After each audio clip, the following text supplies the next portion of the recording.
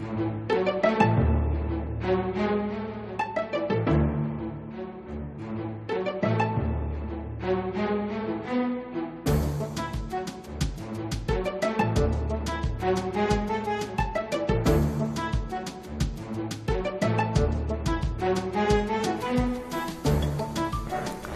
and welcome to Cleveland Classic Cinema. Tonight's film is 1936's Theodora Goes Wild, directed by Richard Bolslowski.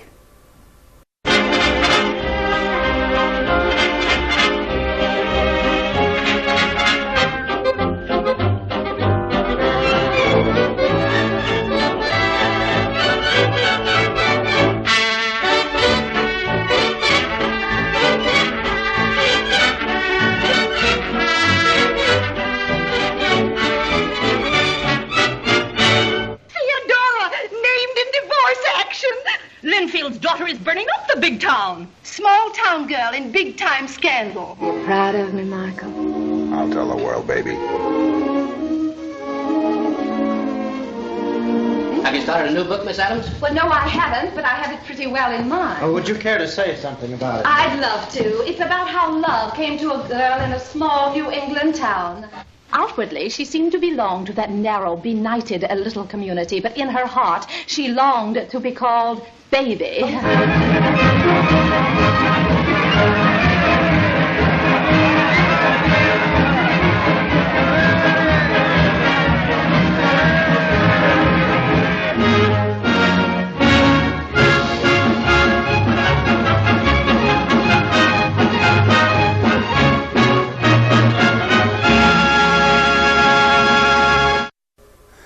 The first time I saw this movie was, as usual, on the late limited 8 all night. It struck me as an interesting film, particularly considering the year in which it was made, 1936. The film takes place in the small town of Linfield, Connecticut. The town's newspaper, the Linfield Bugle, is serializing The Sinner, a best-selling racy novel by Carolyn Adams.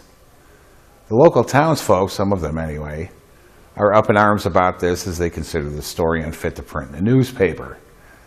The editor of the paper, Jed Waterbury, considers this idiotic, especially when the Lynn family, Theodora and her maiden aunts, called to complain and demand that he make an appearance at the meeting of the Linfield Literary Society, which looks more like a hen party than a meeting of the minds. There are a few ladies present at the meeting that are rather excited about reading the serialization, but a majority of them are very much against it. They browbeat the publisher into withdrawing the story.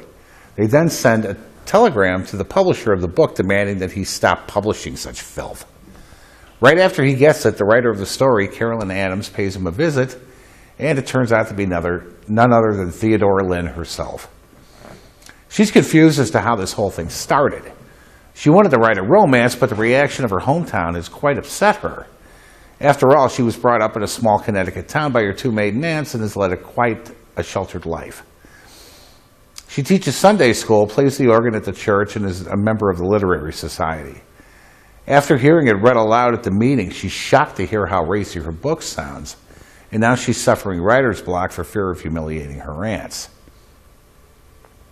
After seeing her publisher, she visits her uncle, who's a lot looser than his sisters, and dearly loves his niece, encouraging her to break loose and live a little. Theodora resists this as she loves her aunts. She winds up going to dinner with her publisher and his wife, and the artist that created the cover of her book pops up, determined to find out who Carolyn Adams really is. She winds up getting drunk, and then... I'm not going to spoil this movie for you. It's a really delightful film, full of charming performances and wittily written. On to the bios. Irene Marie Dunn was born on December 20th, 1898 in Louisville, Kentucky. Her mother, Adelaide, was a musician, and her father, Joseph, was a steamship inspector. After her father died in an accident when she was 12, she and her remaining family moved to Madison, Indiana, where she lived with her maternal grandparents. She took voice and piano lessons while living there, and after graduating high school, studied at a conservatory in Indianapolis. After winning a scholarship to study at the Chicago Music College, she moved to New York and met her husband, a dentist named Francis Dennis Griffin. After performing in the stage musical Showboat, she won a contract with RKO. She made 21 pictures and was nominated for an Oscar before hitting it big with tonight's movie, her first comedy, and winning a second nomination from the Academy. She went on to make many more films, being paired in 3 of them with Cary Grant. She retired quietly from pictures after making 1952's It Grows on Trees and became a special ambassador to the United Nations in 1957, spending the rest of her life supporting civic causes. Irene Dunn died of heart failure on September 4th, 1990 in Los Angeles, California. Melvyn Douglas was born Melvyn Edward Hesselberg on April 5th, 1901 in Macon, Georgia. His father was a concert pianist who made money to support his family by teaching at university conservatories. After dropping out of high school to pursue an acting career, he made his Broadway debut in a 1931 production of the play Free Soul. After appearing in a number of flops, he appeared in producer David Belasco's Tonight or Never, which ran for 232 performances.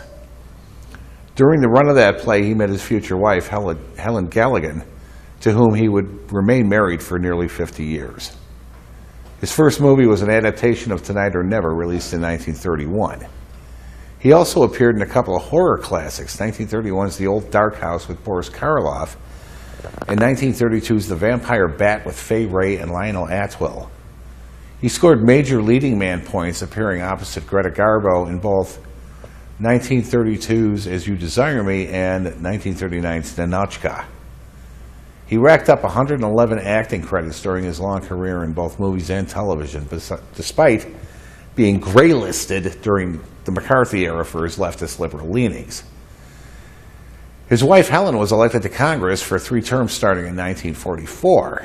After serving in the Army during World War II, he came back to Hollywood and played more mature roles, but in the late 1940s, his liberal past was used against both he and his wife when she ran for re-election against a small-time red baiter named Richard Nixon, who dubbed Helen the Pink Lady. She got her revenge, however, by dubbing Nixon with the nickname Tricky Dick, referring to the way he skirted propriety in his political dealings to gain power. During the 1950s, Douglas was, as I mentioned before, gray-listed. His career wasn't ruined by the taint of unproven communistic associations, but he was pretty much ignored by Hollywood. He returned to New York, where he appeared on TV shows and plays, doing very well indeed, thank you. By the time the 1960s rolled around, Hollywood took Douglas back into the fold, so to speak, and his career became stronger than before. He was seen as a classic actor and landed very strong roles. He was one of the few actors to win what is referred to as the Triple Crown of Acting, winning a Supporting Actor Oscar for 1963's HUD, a Best Actor Emmy for the 1967 CBS Playhouse episode Do Not Go Gentle Into That Good Night, and a Tony for his lead role in Gore Vidal's Broadway play The Best Man. He also took home his second Oscar for 1979's Being There. He was also the grandfather of actress Ileana Douglas, and my mom was in love with him. Melvyn Douglas died of pneumonia and cardiac complications on August 4th, 1981 in New York City. Thomas Mitchell was born on July 11th, 1892 in Elizabeth, New Jersey. Born as a first-generation American to an Irish family, at first he went into journalism, following the footsteps of his father and brother.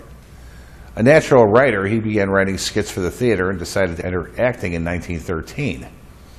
He met Charles Coburn, another great character actor, and joined his troupe, the Coburn Players. There he gained experience in Shakespearean acting and made his Broadway debut in 1916, becoming a stalwart performer on Broadway for many, many years. He moved into directing, writing, and producing plays and was involved in 29 productions for various companies. His first film appearance was in the silent short Six-Cylinder Love, but he didn't appear again on screen until 1936, appearing in Craig's Wife and Adventure in Manhattan, before appearing in tonight's film.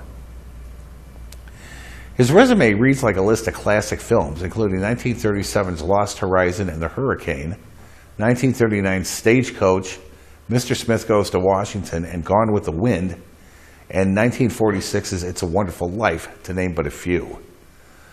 All told, he appeared as an actor in 106 movies and television shows, as well as writing 2 stage plays, which were later adapted into films, and 2 screenplays.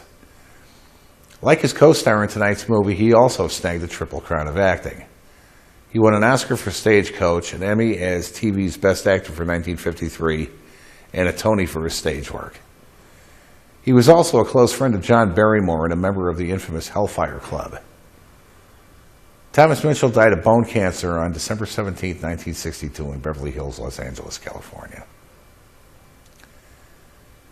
Theodora Goes Wild is a very lighthearted, entertaining film.